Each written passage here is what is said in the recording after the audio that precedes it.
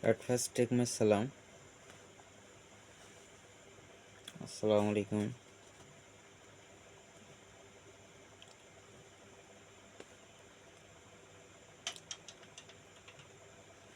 Please attention, please all the student.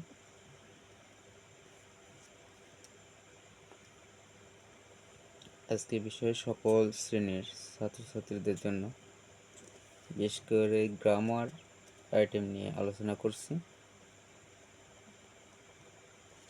English গ্রামারের আজকে topic tense. ইংরেজির প্রাণ শব্দ হচ্ছে টেন্স। টেন্স সাধারণত টেন্স ছাড়া কোনো কিছুই ইংরেজি কিছুই ভাবা যায় না।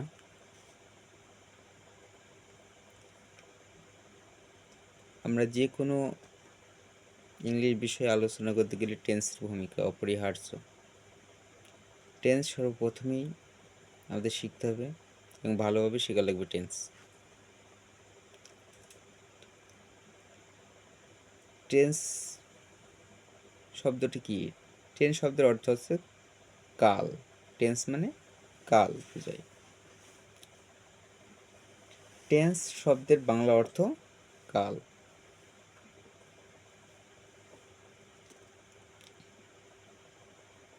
আমরা যদি এখন বলি টেন্স কত প্রকার, টেন্সের শ্রেণী বিভাগ কি বা গঠন প্রণালী কি?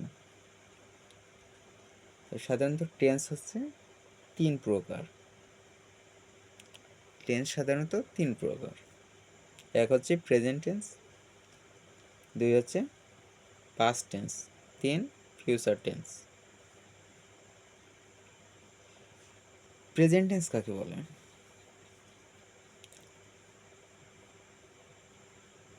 ভার্বের কার্য যখন বর্তমান সময়কে নির্দেশ করে তখন তাকে প্রেজেন্ট টেন্স বলে।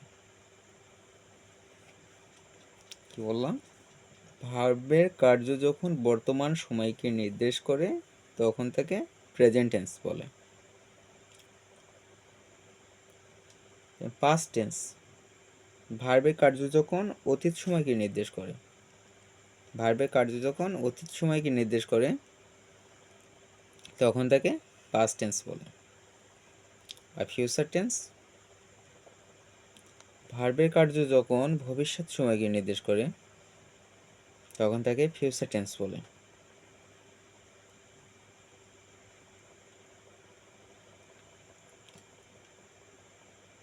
যেমন প্রেজেন্ট টেন্সের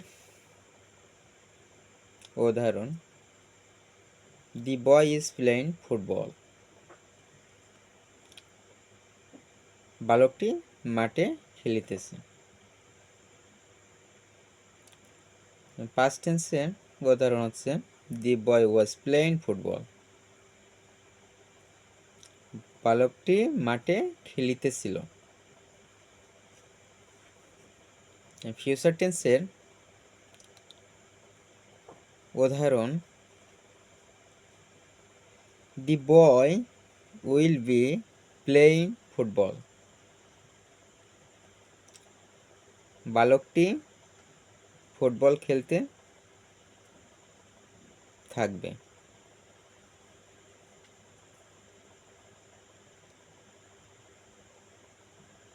এ হচ্ছে ফিউচার টেন্সের উদাহরণ। এটা সেজন্য আমাদের টেন্স খুব মনোযোগ সহকারে শিখতে হবে। টেন্সের ভূমিকা অপরিহার্য। টেন্স ছাড়া ইংরেজির কথা ভাবাই যায় না। ইংরেজি টেন্স একটি অনেক গুরুত্বপূর্ণ বিষয়। সেজন্য আমরা যতটুকু শিখব ইংরেজি টেন্সটা মনোযোগ সহকারে শিখতে হবে। অ্যাটেন্টিভলি হতে হবে ইংলিশের গ্রামের প্রতি, ইংলিশের প্রতি যত্নবান হওয়া লাগবে। বিশেষ করে আমাদের পুঁথিগত বিদ্যা পরিহার করতে হবে, বিশেষ করে ফ্রি হ্যান্ড শেখার চেষ্টা করতে হবে। যতটুকু ইংলিশ মুখস্থ বিদ্যা পরিহার করে পাঁচ কলম যে আমরা কীভাবে লিখব দেন ফ্রি হ্যান্ডের ক্ষেত্রে টেন্স একটি অপরিহার্য বিষয়। টেন্স বিশেষ প্রয়োজন শেখা। টেন্স ছাড়া কোনো কিছু ভাবাই যায় না। আজকে এই পর্যন্তই। সকলে ভালো থাকো, সুস্থ থাকো। আল্লাহ হাফেজ।